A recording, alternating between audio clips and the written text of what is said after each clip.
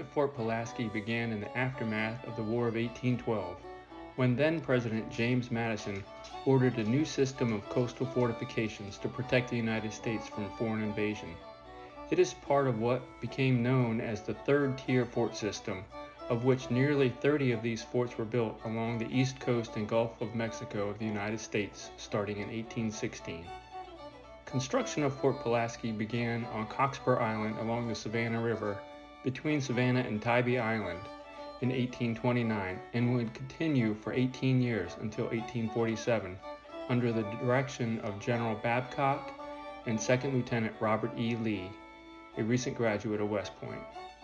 This location would also ultimately lead to the fort's downfall, as in 1862 the Union Army tested rifled cannons for the first time, the success of which rendered brick fortifications obsolete forever.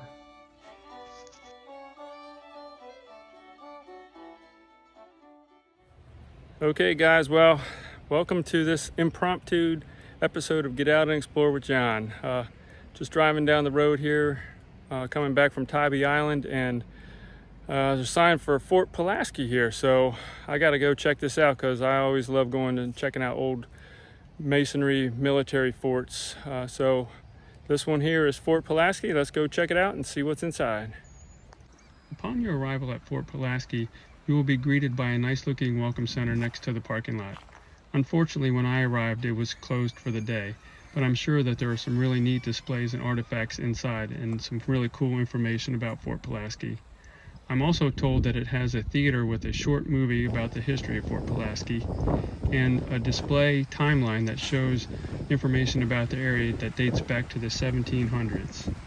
As you leave the visitor center and walk towards the fort, you will come to this huge triangular piece of land, bordered on all sides by the moat, protecting the rear or gorge wall of the fort. During the Civil War, this area was flat with a surrounding parapet and contained outbuildings and various storage sheds. The large earthen mounds, built after the war, overlay 4 powder magazines and passageways to several gun emplacements. As you approach the fort, you will notice the large moat, which was designed to protect the fort from any land invasion, completely surrounds the fort. This wet ditch is 7 feet deep and ranges anywhere from 32 to 48 feet wide. The water was brought in through a small canal from the Savannah River and is controlled by the tide gates. Today, a variety of small marine life inhabits the moat. Look at that, there's even clams down on the water line down there. Pretty cool. I guess this would have been a drawbridge back in the day. Yep. Pretty cool. As you cross the moat and enter into the demaloon, you will come to the rear section of the fort, or the gorge wall. This contains the sally port, or the fort entrance. During the Civil War, if permission was granted, entering the fort was done by the raising of the drawbridge. To raise the drawbridge, 2 men would release ratchet brakes in the sally port, where the weight of 6 iron cannonballs serving as counterweights would raise the bridge. To lower the drawbridge, 4 men inserted bars into the drums at either end of the crankshaft and wound the iron balls back into place. The doors and ironworks that you see here are original to the fort's active days during the Civil War. Directly on either side of the sally port were the guard rooms. The guards stationed here served a very important role of guarding the only entrance into the fort. The soldiers on guard duty would serve 2 hours on, 4 hours off, and then repeat until their 24-hour shift was complete. A very unique method of construction was used in the building of Fort Pulaski. To support the fort, thousands of wood pilings were sunk up to 70 feet into the mud. These pilings supported the estimated 25 million bricks, with a total cost of over $1 million. This is be one of the barracks, the guard room. So it looks like you got room for 8 or 10 guards here next to the front entrance. Nice little fireplace over here. And I guess this is where this is where they would operate the drawbridge. Drawbridge required 2 men to release the ratchet brakes, and 6 iron balls serving as counterweights lifted the bridge on the wooden porticles dropped into place. There it is. And the little balls right there for the counterweights. Here's a view of the rifle slits in the facade of the fort. So you got a little view out, but they couldn't see in, so you had the advantage there with these slits. And as you saw, there were a number of them, so they could cover the entire 360 degrees around the fort with these little slits here. So next to the guard room, you'd find the quartermaster's office. The quartermaster played an important role in keeping Fort Pulaski running smoothly. It was his job to keep track of and issue military equipment. Throughout this room, you can see various objects necessary to keep Fort Pulaski operating. For example, there were lanterns that were used to light the casemates at a time before electricity. The white and red flags that you may spot off to the side were used for signaling other troops, but the most prominent objects you see throughout this room, however, pertain to the cannons. The long poles with metal spirals and sponges at the end are necessary for loading and checking cannons before firing. There were also many types of ammunition. Round cannonballs were used for smoothbore guns, which had a maximum range of 1 mile. The more cylindrical shaped shells were used in the new rifle technology, which had a maximum range of 5 miles. Next, we see the officers' quarters, which were generally shared rooms on the gorge wall. These rooms were often set up much like the one you see in front of you, with simple wooden beds and nightstands. Others, like the commanding officers and the chaplain, were given their own rooms which served both as a bedroom and an office. For the other soldiers stationed inside Fort Pulaski, their quarters largely depended on the rank. The enlisted men built bunks inside the casemates, often building them right around the cannons that they were assigned to. During the Civil War, most military facilities had an infirmary to some degree. Here at Fort Pulaski, there was a physical hospital, a wooden structure located outside the fort in the village which existed at the time in the field near the modern-day parking lot. This is where the sick and the wounded went for their medical treatment.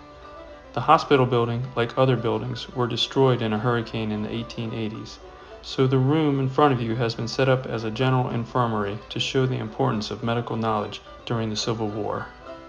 And at the end of the corridor is the commander's quarters. So let's see if they had anything a little nicer than the rest. Well, same size, but he had the whole thing to himself, and he's got quite a bit of room here, tables to do work on, a nice bed, and it's connected over there to the officer's quarters. So pretty nice accommodations for the commanding officer. The large carts you see here are some of the original sling carts left at Fort Pulaski. Carts like these were often used to transport heavy loads such as timber and cannon. The objects would be slung under the cart by ropes, then men would be hooked up to the cart to haul it to wherever it needed to be. All right, and next, the enlisted man's barracks. So it looks like 12 people in a room here, and they just had a small wood stove to heat this large space, so I don't know how successful that was, but this is what they had to deal with. Opens out onto the large courtyard in the middle of the fort. Sure, they use that as the parade grounds and training and everything, so large area out here. Between 1829 and 1847, 25 million bricks were brought in to build the fort. 2 different types of bricks were used. The locally manufactured gray brick is known as Savannah Gray and makes up 80% of the materials for the construction, including the fort's inner structure up to the 6-foot level. Above the 6-foot level, a more refined red rose brick was used because of the complex and compound cutting of the brick necessary to make the casemate arches. These bricks were manufactured and shipped from factories in Alexandria, Virginia and Baltimore, Maryland, and make up the remaining 20% of the materials used to build the fort. In 1827, when construction of Fort Pulaski began, Cockspur Island was originally much smaller than you see today, about 1/4 of its current size. but due to the dredging of the Savannah River from the Civil War era through the 1980s to keep the shipping channel deep enough for ocean-going container ships, mud and silt had been deposited on Cockspur Island. The fort that was once much closer to the actual river now sits over 1,000 feet from the shoreline. The island now has numerous walking trails, a lighthouse, and is home to many migrating bird species in its marshlands. Another interesting feature that you might notice about Fort Pulaski is the slots in the floorboards and outside of the casemate doors. These sandstone ventilators allowed ambient air to flow through the open area beneath the floor. This allows the casemates to cool as the warm air within the casemates rises through the chimneys. In battle, this ventilation system was of vital importance as it allowed air to move through the casemates and clear the rooms of the smoke produced by the cannons. Toward the end of the Civil War, Fort Pulaski operated as a prison for Confederate soldiers, as approximately 540 Confederate officers were marched to the fort. They represented each of the 11 seceded states, plus the border states of Kentucky, Missouri, and Maryland, and many had been prisoners for over a year by the time they reached Fort Pulaski. Their stay at the fort was far from pleasant. The casemates were dark and damp, and they had to share beds with 2 men per bunk. For 1 month, the prisoners were placed on starvation diet in retaliation for the conditions of the Union prisoners at Andersonville, Georgia. The rations that were given to these men consisted of moldy bread, sour pickles, and limited amounts of water, resulting in multiple cases of starvation, dehydration, and scurvy. In fact, in the 5 months that they remained at Fort Pulaski, 13 of the prisoners died of disease. These 13 men are buried in a small cemetery just outside of the fort. Following the war, these men started calling themselves the Immortal 600, a term which is still often used today. All right, let's see if we can find a set of stairs to get up to the top and get a view from up there. So the display here shows that there are actually fingerprints remaining in the bricks from when they were cast. The enslaved people, see here's a couple of the fingerprints right here, would take these when they were still not fired and bring them over to the kiln to fire, and they left their fingerprints in the bricks. And now they're there forever. Okay, so I finally found a set of stairs to go up. So right here is the entrance to go up to the upper level. So let's go check that out.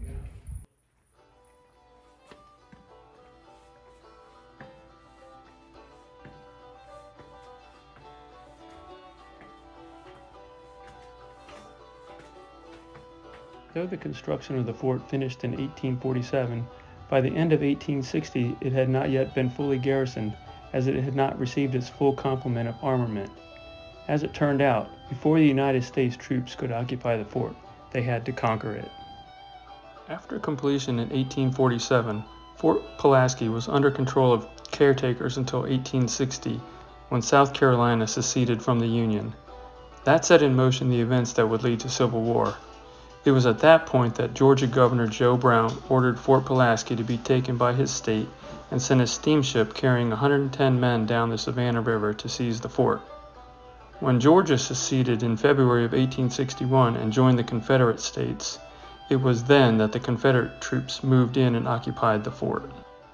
On the morning of April 10, 1862, Union forces asked for the surrender of the fort to prevent the needless loss of life. The fort's commander, General Charles Olmsted, rejected the offer, thinking that the fort was prepared for a possible infantry attack, but it never came under a direct land assault.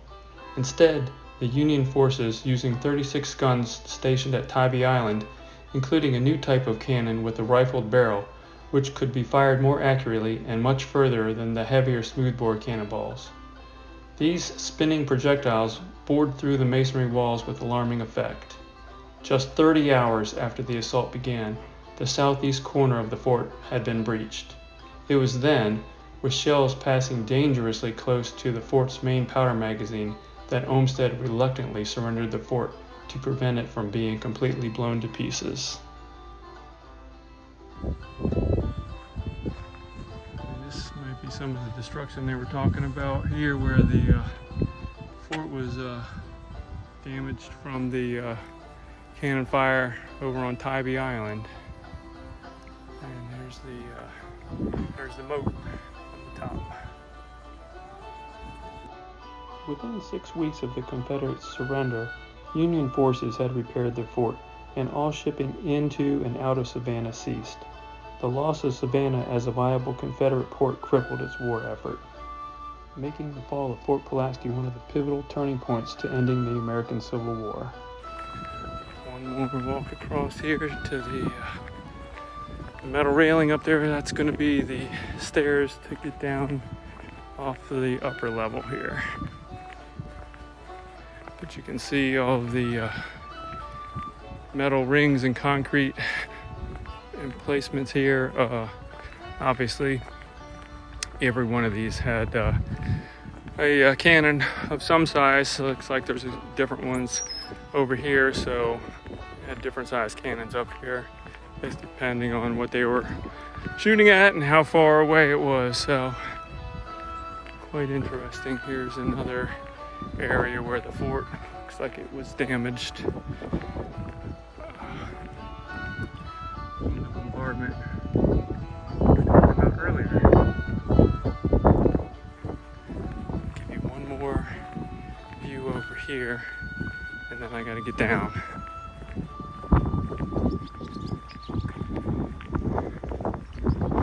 Alright, so here's the carriage from one of the large cannons. The cannon barrel itself is gone, but here's the carriage itself.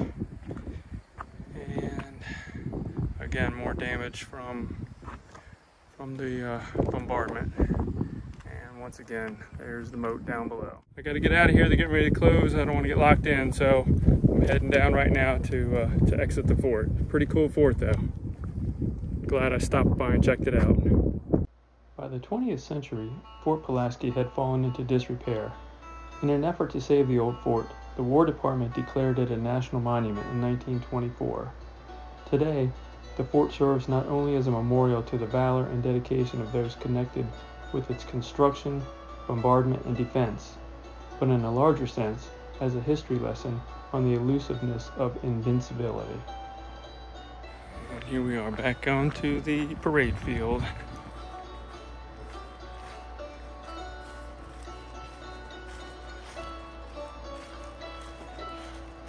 Cannons down here, a little small one.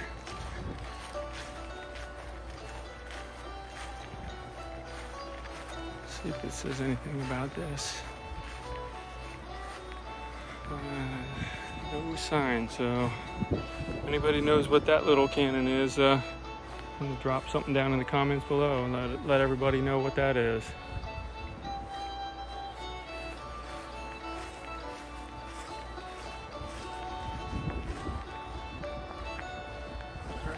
There's Fort Pulaski. No, don't lock me in. Don't lock me in. I'll let you go through the wicket if you want. Okay, I'll try it.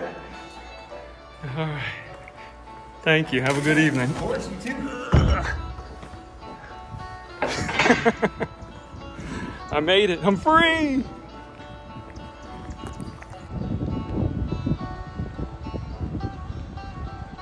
Here's the small cemetery outside of Fort Pulaski. It says that there were the remains of 13 people in this small cemetery here from the Civil War.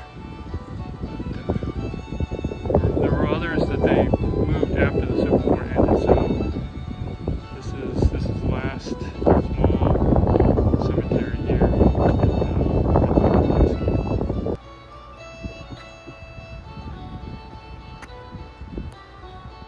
That was a pretty impressive fort there. I'm glad I stopped by. I only had about less than an hour to go explore that, but pretty nice fort there. Some interesting information about it. So I'm going to end the video here.